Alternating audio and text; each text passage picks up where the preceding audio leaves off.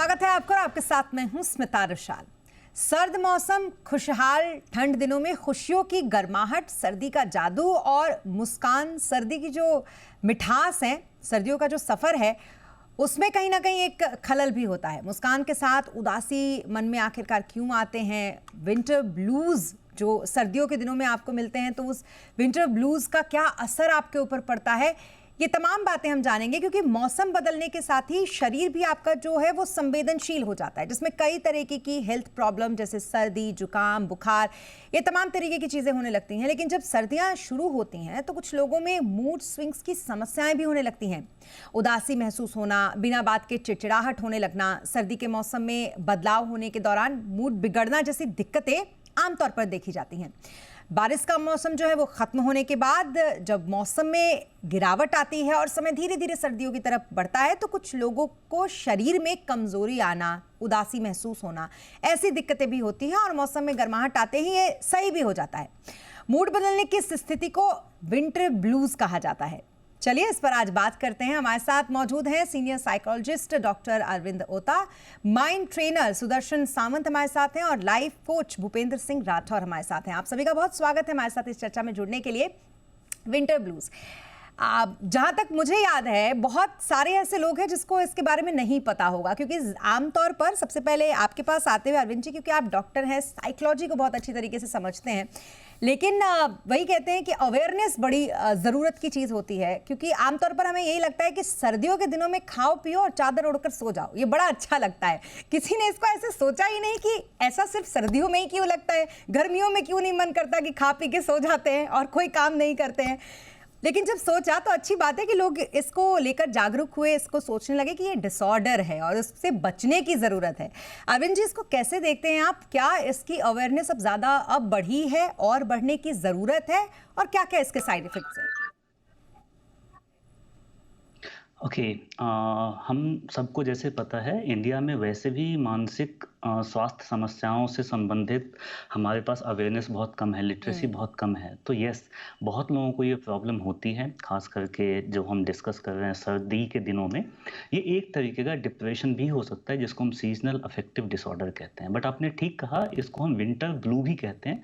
तो अगर इंटेंसिटी समस्या बहुत ज़्यादा ना हो और इम्पैक्ट बहुत ज़्यादा ना हो हमारे ऊपर, हमारे लाइफ में इम्पेयरमेंट ना हो, तो इसको हम सिंपली विंटर ब्लू कह देते हैं। और अगर समस्या बहुत बढ़ जाए या बहुत ज़्यादा हो तो सीजनल अफेक्टिव डिसऑर्डर बोलेंगे।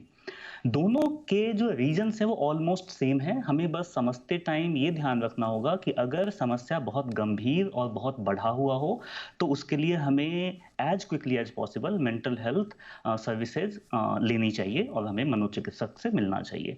विंटर ब्लू और सीजनल अफेक्टिव डिसऑर्डर के रीजंस में सबसे पहला तो ये है कि जब सनलाइट की कमी होती है तो हमारा जो सर्कैडियन रिदम है, जिसको हम बायो क्लॉक भी कहते हैं, वो डिस्टर्ब होता है, जिससे हमारे उठने की और सोने की, लंच की, डिनर की, सबकी टाइमिंग इफेक्ट होती है। और जब स्लीप वेक साइकिल या सर्कैडियन रिदम में डिस्टर्बेंस होगा तो ये अपने आप में बहुत अलग अलग तरीके की समस्या उत्पन्न करता है।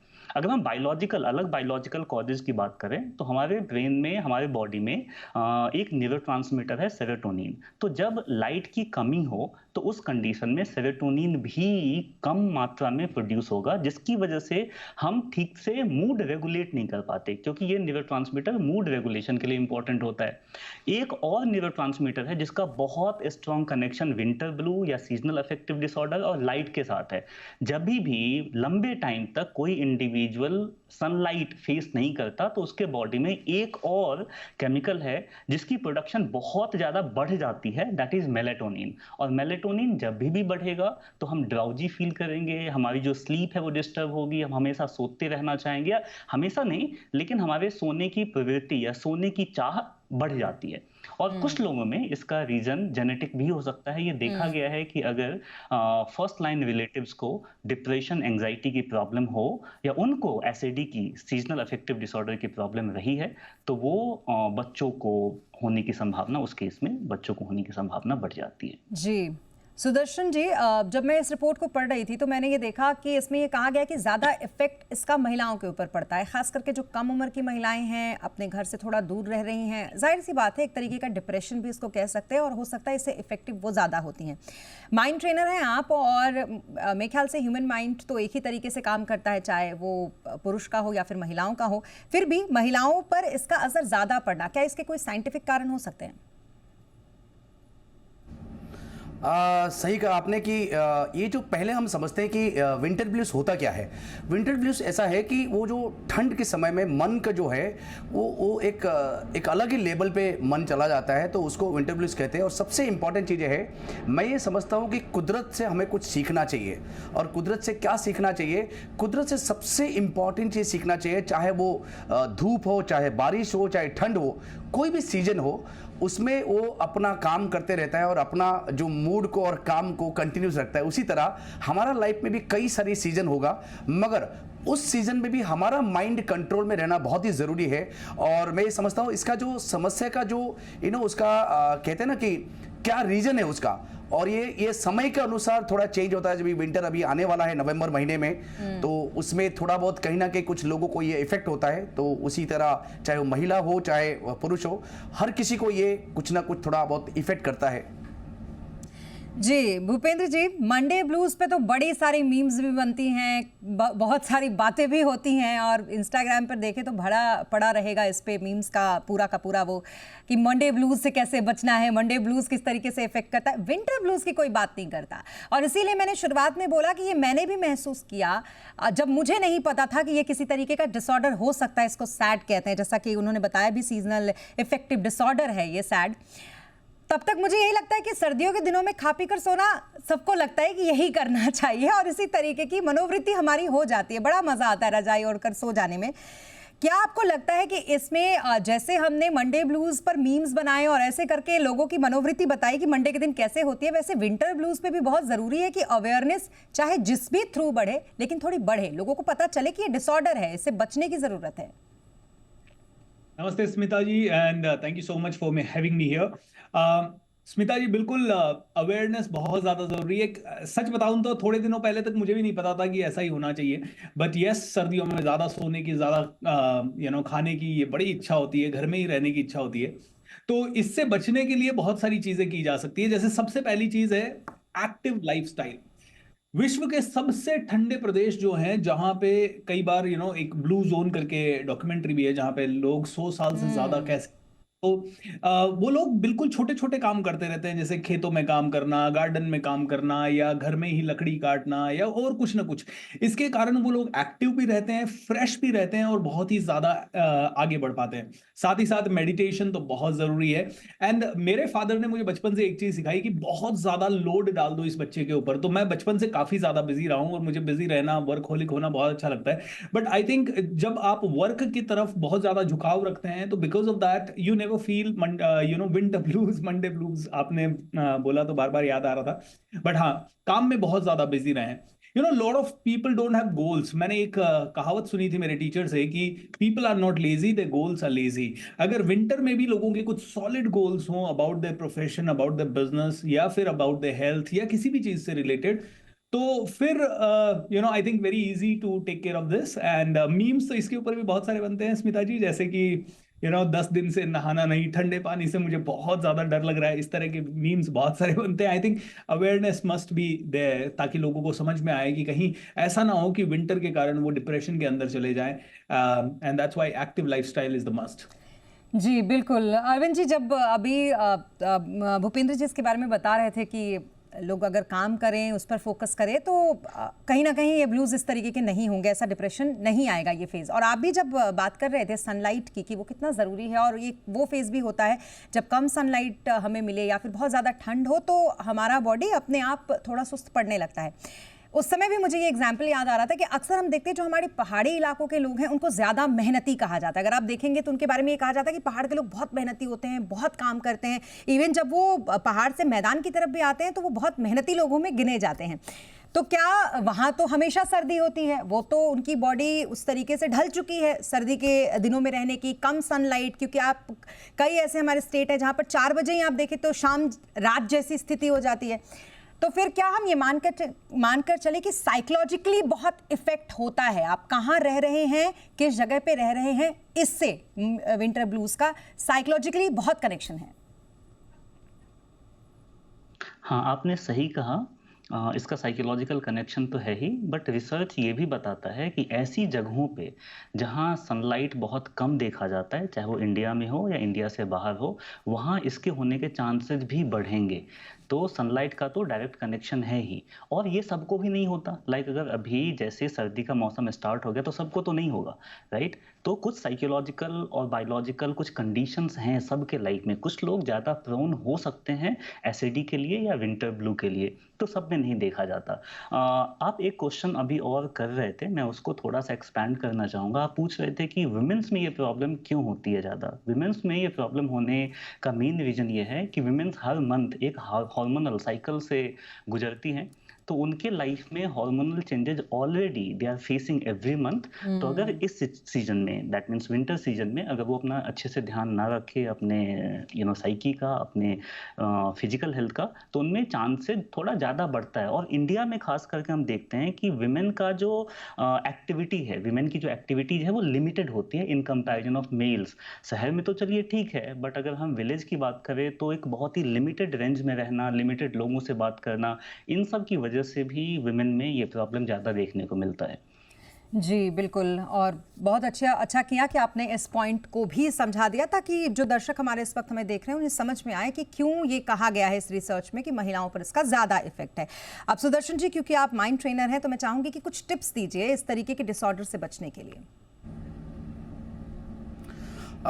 जैसे कि आपने सही सवाल पूछा कि उनको कुछ ना कुछ ऐसे पॉइंट्स मिलना चाहिए जिसके ऊपर उनको काम करना है, मगर मैं पहले समझाना चाहूँगा कि इसका असर कैसे होता है। असर जो है 4 चीज़ों के ऊपर होता है। एक है जो हमारा परफॉर्मेंस है, जो हमारा वर्क परफॉर्मेंस है, उसके ऊपर असर होता है, बिकॉज हम उसको टाइम पर नहीं कर पाते हैं और परफॉर्मेंस में होता है। और दूसरी चीज़, सबसे इंपॉर्टेंट चीज़ है जो हमारा रिलेशनशिप में, जब हम कोई एक ऐसे अवस्था में रहता है तो इरिटेट होना, वो सब चीज़ें होना स्टार्ट होता है। और मेंटल हेल्थ में बहुत इंपॉर्टेंट असर पड़ता है। जब मेंटल हेल्थ होता है, कहीं ना कहीं वो इलनेस रहना, माइंड को इलनेस रहना, ये सब चीज़ों के ऊपर काम करता है। और बॉडी के ऊपर भी असर करता है, बिकॉज इम्यूनिटी सिस्टम जब भी कम हो जाता है उस समय में, तो हमारा और भी कई सारी बीमारी होता है। तो ये 4 चीज़ों के ऊपर असर करता है। मगर कुछ पॉइंट्स अगर मैं बताऊं तो बहुत इंपॉर्टेंट चीज़ें हैं। जैसे इन्होंने भी कहा कि सबसे इंपॉर्टेंट मेडिटेशन करना बहुत ही ज़रूरी है। और हर घंटे हमारा माइंड जो है कुछ ना कुछ काम में व्यस्त रहना ज़रूरी है। बिकॉज हम क्या करते हैं कि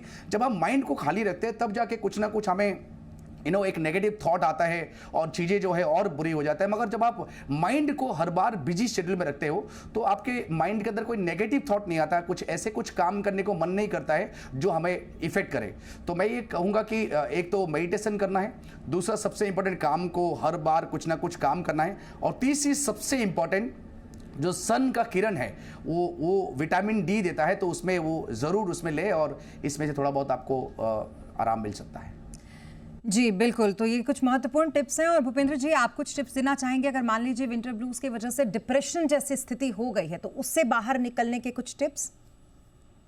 सबसे पहला टिप तो यही है कि अगर आपको लगे कि आप बहुत ज़्यादा नेगेटिव, डिप्रेस्ड या दूसरों से नहीं मिलना चाहते, तो उस समय एक प्रोफेशनल हेल्प ज़रूर ले लें या कुछ अच्छे पॉडकास्ट और वीडियोस ज़रूर देखें। आज की डेट में लोग डिप्रेशन के बारे में बात नहीं करना चाहते, एंड दे फील कि अरे मैं डिप्रेस हूँ, ऐसा हो कैसे सकता है। सबसे पहले तो काफ़ी डिनाइल का फेज रहता है। इस डिनाइल के फेज में अगर आदमी रहेगा ज्यादा दिन तो उसका बहुत ज्यादा नुकसान होगा, क्योंकि सबसे ज्यादा आज अगर मैं डिप्रेस हूं किसी भी चीज से, तो मेरी फैमिली, मेरे बच्चे पे, मेरे पे, इसी पे असर आने वाला है। So I think people need to realise कि मैं एक चीज बताता हूं स्मिता जी, वो है कैच योर पैटर्न। आपके पैटर्न्स अचानक से अगर आपके खाने पीने के पैटर्न में, आपके सोने उठने के पैटर्न में कोई भी चीज आया है, तो ट्राई टू नोटिस इट। इसको बोलते हैं कॉन्शियस लिविंग की प्रैक्टिस। कॉन्शियस लिविंग अगर आदमी ने करना शुरू किया, देखना शुरू किया कि मैं कौन हूं, कहां से हूं, मैं अचानक से क्या हो रहा है मेरे साथ, मैं इतने दिन इतना एक्टिव था, अब क्या हो गया। If the people start catching the pattern, अपने पैटर्न्स को पकड़ने लग जाए, तो वो उनको करेक्ट कर सकते हैं। बट प्रॉब्लम ये है कि लोगों के अंदर अवेयरनेस ही नहीं है। इसीलिए मैंने कहा मेडिटेशन करें, क्योंकि मेडिटेशन से थोड़ी सेल्फ अवेयरनेस आती है कि चल क्या रहा है आसपास के एनवायरनमेंट में। दूसरी चीज मैं तो कहता हूं, सबसे पहले उठें और जल्दी से नहा के तैयार हो जाए।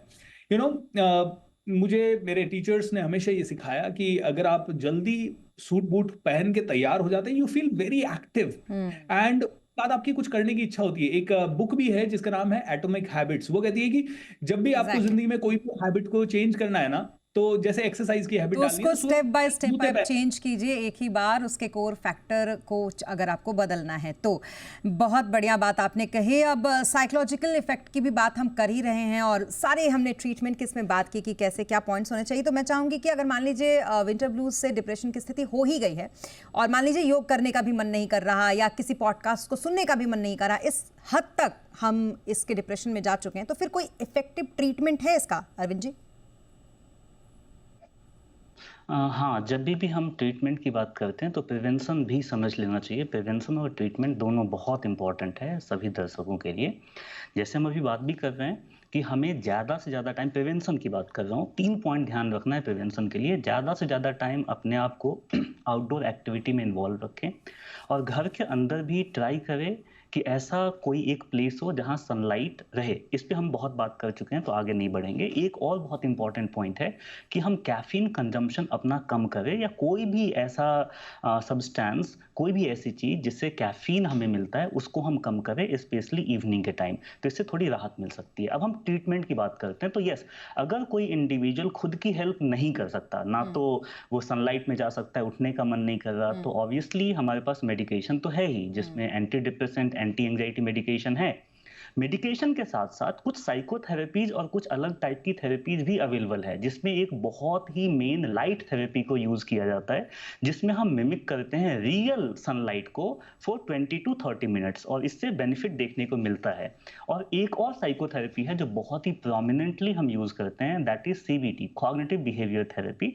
तो अगर किसी इंडिविजुअल को प्रॉब्लम है तो सबसे पहला स्टेप लेना है कि हमें मेंटल हेल्थ प्रोफेशनल तक पहुंचना पड़ेगा। सबसे पहला ट्रीटमेंट का जो स्टेप है वो तो यही है, जो जहां अभी हमने डिस्कस भी किया कि हम डिनायल फेज पे रहते हैं, तो आप वहां पहुंचे। हमारे पास मेडिकेशंस अवेलेबल है, लाइट थेरेपी अवेलेबल है, साइकोथेरेपी अवेलेबल है और कभी कभी किसी किसी केस में विटामिन डी सप्लीमेंट की भी नीड हो जाती है। तो ये कुछ बिल्कुल बिल्कुल। ट्रीटमेंट एंड प्रिवेंशन हमें ध्यान रखना। और ये बड़ा ज़रूरी है, अवेयरनेस के साथ साथ ये भी कि आप इससे बचेंगे कैसे, ये बहुत ज़रूरी है। और इसीलिए सुदर्शन जी, मेंटल हेल्थ की बात तो हम कर ही रहे हैं क्योंकि उसी से जुड़ा हुआ ये मामला है। मेंटल एक्सरसाइजेज किस तरीके के हम कर सकते हैं इसको लेकर?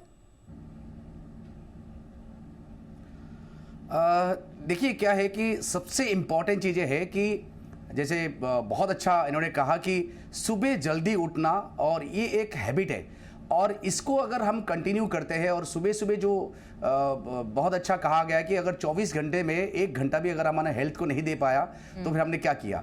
तो 1 घंटा हमें हेल्थ को देना है और अगर हमें हेल्दी रहना है, अगर हमें कोई भी बीमारी ना हो और हमारा इम्यूनिटी को स्ट्रांग रख रहा है और हमारा एनर्जी जो कि बहुत इंपॉर्टेंट है, हमारा लाइफ में सबसे इंपॉर्टेंट चीज़ जो है, जो हमें सुबह उठ के जो एनर्जी के ऊपर काम करना चाहिए। हमने कई सारी मेरा प्रोग्राम में हम सिखाते हैं कि सुबह उठ के किस तरह का हमें एनर्जी गेन करना है और एनर्जी के माध्यम से दिन भर कैसे वो अच्छे से हम दिन उसको बिता पाएंगे। तो अगर हम वो एनर्जी के ऊपर फोकस करेंगे तो हम ज़रूर वो दिन हमारा अच्छा जाएगा और दिन में हम अच्छा कुछ चीज़ें कर पाएंगे।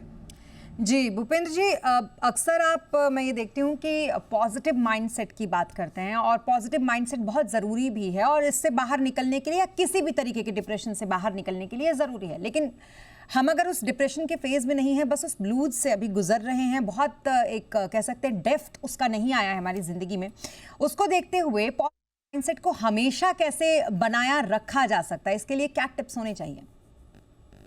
स्मिता जी, उसके लिए जैसे हम किसी भी चीज़ के लिए अपने आप को ट्रेन करेंगे तो हम उसमें बेहतर बनते जाएंगे। तो एक छोटी सी चीज़ है जिसको अगर एक 3 स्टेप फॉर्मूला अगर आप में से किसी ने भी अप्लाई कर लिया तो आप अपने आप को बहुत हाई लेवल पे परफॉर्म करने के लिए किसी भी सिचुएशन में ट्रेन कर सकते हैं। जैसे सबसे पहले, even if it is winter blues, get up, take charge of your body. मतलब अपने बॉडी के साथ बहुत सारे एक्शंस लें।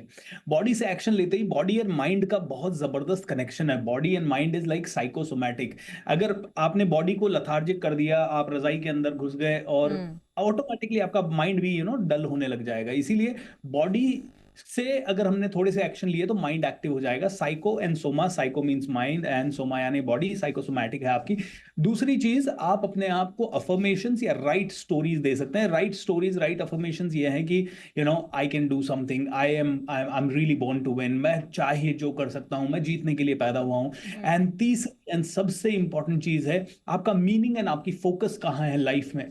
जैसे अगर सब कुछ डल लग रहा है, क्योंकि विंटर्स में सर्दियां हो जाएगी, फटाफट अंधेरा हो जाएगा, या हम लोग कमरे के अंदर घुस जाएंगे, तो उस समय ऑटोमेटिकली डार्कनेस है तो हमारा माइंड भी डल होने लगता है। और जैसे कि डॉक्टर साहब ने बताया, अरविंद जी ने, कि मेलाटोनिन आपका हार्मोन जो रिलीज होता है उसके कारण भी दिक्कतें होती है, उसके कारण नींद ज्यादा आती है। जब ये सारी चीजें हैं तो अपना फोकस को नियंत्रित करना है कि हाँ, where do I want to focus in my life. क्या मैं अपनी लाइफ में फोकस करना चाहता हूँ सिर्फ एवरेज बने रहने पे, या एक्स्ट्रॉर्डनरी। और एक्स्ट्रॉर्डनरी बनना है तो फिर वैसी डॉक्यूमेंट्री देखिए, वैसा बात करिए, वैसी किताब पढ़िए। जिस चीज पे फोकस करेंगे वो एक्सपैंड हो जाएगी। हेल्थ पे फोकस करेंगे, हेल्थ बेटर होगी। माइंड पे फोकस करेंगे, माइंड बेटर होगा। And I think the blues तो बहुत ही सिंपल सी चीज है, उससे तो इजीली डील किया जा सकता है। बस थोड़ा अवेयरनेस, जैसे मैंने पिछले आंसर में, अगर हल्का फुल्का हुआ हो तो खुद को ये बोलो कि रजाई से बाहर निकलो, काम करो, ऑफिस जाना है या फिर पढ़ाई करना है। आमतौर पर इसी तरीके की चीज़ें होती है जो नहीं करने का मन करता है। अरविंद जी, जब ह्यूमन साइकोलॉजी की बात होती है ना, बड़े डिफिकल्ट से वर्ड्स भी इसके होते हैं, और खास करके एक डाइट है इसमें, सेरोटोनिन बूस्टिंग डाइट। ये डाइट क्या होती है जो कहते हैं कि अगर आप लें तो आप ठीक रहेंगे इस दौरान? ये किस तरीके की डाइट होती है? ओके, यहाँ क्वेश्चन मार्क भी है। जब हम किसी सप्लीमेंट की बात करते हैं तो सप्लीमेंट के कुछ पॉजिटिव इफेक्ट और नेगेटिव साइड इफेक्ट और नेगेटिव इफेक्ट भी है। ये हर इंडिविजुअल को सजेस्ट तब तक नहीं किया जा सकता जब तक हम उसके कंडीशंस को नहीं देखते। बट यस, कुछ फूड्स हैं, कुछ नेचुरल फूड्स हैं जिसको कंज्यूम किया जा सकता है, जिससे ये हम एज्यूम करते हैं कि सेरोटोनिन राइट बढ़ेगा। बट एक चीज़ और देखना है कि जब हम बात करते हैं विंटर ब्लू और सीजनल अफेक्टिव डिसऑर्डर का, तो इससे सिर्फ सेरोटोनिन बूस्ट करने से काम नहीं बनेगा। सेरोटोनिन के साथ और भी बहुत सारे साइकोलॉजिकल राइट कंडीशंस हैं, या और भी बहुत सारे बायोलॉजिकल कंडीशंस हैं, जिसमें हमने एक डिस्कस किया मेलेटोनिन भी। तो जब भी हम डिस्कस करते हैं डाइट का, तो डाइट हर इंडिविजुअल पे काम करेगा, ये हमें बस देखना है। बट डाइट के लिए एक बात तो कहा ही जा सकता है कि हमारी जो थाली है वो बहुत ही रंगीन होनी चाहिए, हर कलर अगर उसमें हो। देखिए, होता क्या है कि जब हम सजेशन देते हैं तो कुछ लोग उस सजेशन को एक लाइन समझ के उसको फॉलो करना स्टार्ट कर देते हैं। तो हमें बैलेंस डाइट पे फोकस करना है, और अगर प्रॉब्लम हो तो उसके लिए राइट प्रोफेशनल्स हैं, आप उनसे मिले। बट ये सिर्फ डाइट से फिक्स नहीं किया जा सकता। मोर स्पेसिफिकली अगर सीजनल अफेक्टिव डिसऑर्डर की प्रॉब्लम हो तो इसके लिए प्रोफेशनल हेल्प जितनी जल्दी हो हमें लेनी चाहिए। बिल्कुल। और जैसा कि अवेयरनेस की हम बार बार बात कर रहे हैं, इसलिए सुदर्शन जी, जरूरी है कि अवेयरनेस सबके अंदर आए। अगर बच्चा बोर्ड की तैयारी कर रहा है, आमतौर पर हम देखते हैं कि ठंड के दिनों में ये एग्जाम होते हैं, प्री बोर्ड्स होते हैं, उसके बाद बोर्ड्स आते हैं, और तब वो खा पी के सोचता है, सो जाते हैं थोड़ी देर, फिर उठ के पढ़ लेंगे। तो माँ बाप को भी पता होना चाहिए कि इसके साथ क्या हो रहा है। अवेयरनेस हर लेवल पे जरूरी है, और ये किस तरीके से आएगा? राइट, तो ये सही बात है कि ये बच्चों को जो है, चाहे कोई भी हो, जितनी हम अवेयरनेस क्रिएट करेंगे, जैसे कि आप अभी एक इसके माध्यम से, एक न्यूज़ के माध्यम से आप लोगों को अवेयरनेस करा रहे हैं कि ये विंटर ब्लूज है क्या, राइट। उसी तरह हर एक चीज़ में हम विंटर ब्लूज को यूज कर सकते हैं। और उसी की तरह हम, जैसे कि विंटर ब्लूज को हम यूज करेंगे लाइफ में, हमारा हर एक वक्त वो जो एक होता है ना कि समय के अनुसार अपने आप को चेंज करना, राइट, समय के अनुसार अपने आप को चेंज करना, ये बहुत ही इंपॉर्टेंट है। और चाहे लाइफ में, चाहे बच्चे हो, चाहे युवावस्था हो, कोई भी सिचुएशन हो, हमें ज़्यादा से ज़्यादा सिचुएशन कुछ भी हो और प्रॉब्लम कुछ भी हो, अवेयरनेस का बहुत ही इंपॉर्टेंट रोल करता है। और ये अवेयरनेस ही है जो आपको नेक्स्ट लेवल पे लाइफ में लेके जा सकता है। और मैं ये समझता हूँ कि हर एक चीज़ों में लोगों को अवेयरनेस होना बहुत ही ज़रूरी है। बिल्कुल, अवेयरनेस होना तो जाहिर तौर पे बहुत ज़रूरी है, और इसीलिए इस तरीके के शोज़ भी होते हैं। जैसा कि मैंने कहा कि बहुत सारे मीम्स हमने मंडे ब्लूज़ के देखे हैं। हाँ, विंटर पे भी मीम्स बनते हैं, लेकिन विंटर ब्लूज़ और इसके ऊपर जो डिप्रेशन होता है, इसके मीम्स से भी अवेयरनेस ज़रूरी है, क्योंकि एक वो माध्यम ऐसा होता है जो डायरेक्ट आप तक पहुँचता है, भूपेंद्र जी। और इसीलिए मैंने ये बात कही। कुछ टिप्स आप देना चाहेंगे यहाँ पर उन लोगों के लिए जो लोग बिल्कुल स्वस्थ हैं, बिल्कुल सही हैं, और अभी तक विंटर ब्लूज़ से बचे हुए हैं और आगे भी वो बचे रहें, उनके लिए? बहुत खुल के हंसे, खेलें, अपने अंदर के बच्चे को बिल्कुल मरने ना दें, क्यूरियस बने रहें, चाहे विंटर हो, चाहे समर्स हो, डजंट मैटर।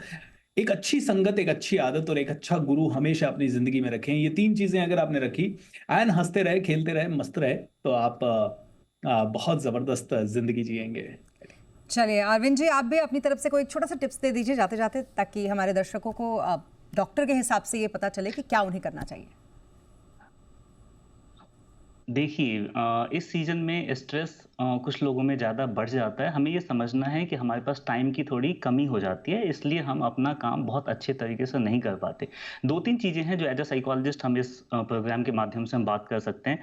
अपने सोने उठने की टाइमिंग का ध्यान रखें, अपने ब्रेकफास्ट का ध्यान रखें, अपने फिजिकल एक्टिविटी का ध्यान रखें, और अगर स्ट्रेस हो तो उसको एक्सेप्ट करें और ट्राई करें समझने का कि स्ट्रेस रियल है या अनरियल कारणों की वजह से हो रहा है। ये 4 चीज़ों को हम ध्यान में रख सकते हैं, और बाकी जो पैनलिस्ट हैं वो जो सजेशन हमें सजेस्ट कर रहे हैं उसको आप फॉलो करें। जी अरविंद जी, आपकी तरफ से छोटा सा टिप्स। मैं बता दूं ये बहुत नेसेसरी है इसको एम्फसाइज करना। कभी भी कोई मानसिक समस्या हो तो प्लीज़, अगर खुद से डील ना हो तो हमें मानसिक स्वास्थ्य सेवा ले लेनी चाहिए। हमें टैबू से बाहर आना चाहिए और हमें हेल्प के लिए मदद मांगनी चाहिए। ये बिल्कुल, हमें बिल्कुल। हमारे स्ट्रेंथ को रिफ्लेक्ट करता है, तो बिल्कुल ना हिचके। बिल्कुल अरविंद जी, छोटा सा कोई टिप्स आपकी तरफ से। माफ कीजिएगा वो सुदर्शन जी। मैं ये समझता हूँ कि प्रॉब्लम जो है ये एक माना जाता है कि प्रॉब्लम है।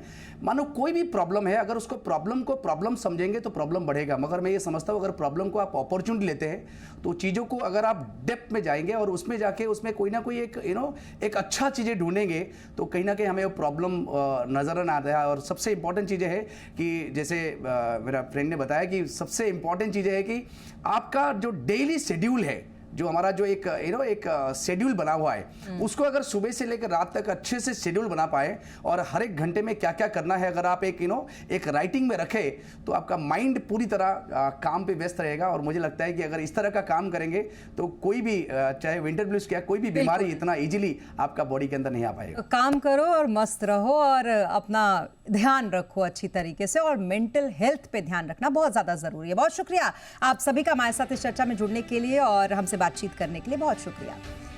तो अगली बार अगर आपको सर्दी के दिनों में ऐसा लगे कि आप चिड़चिड़े हो गए हैं, आपको कोई काम करने का नहीं मन कर रहा है, आपको मन कर रहा है कि आप बस खाए पिए और सो जाएं और बड़ा आलस सा आपको आए, तो ये मत समझिएगा कि ये बड़ा नॉर्मल है। ये है विंटर ब्लूज, जो हो सकता है डिप्रेशन का एक लक्षण। तो इसका इलाज करवाइए, और अगर इलाज नहीं करवाना है तो उससे पहले अपना ध्यान खुद रख के उससे बाहर निकल जाइए। इसी के साथ इस बुलेटिन में फिलहाल इतना ही। आप बने रहें ज़ी बिजनेस के साथ। नमस्कार।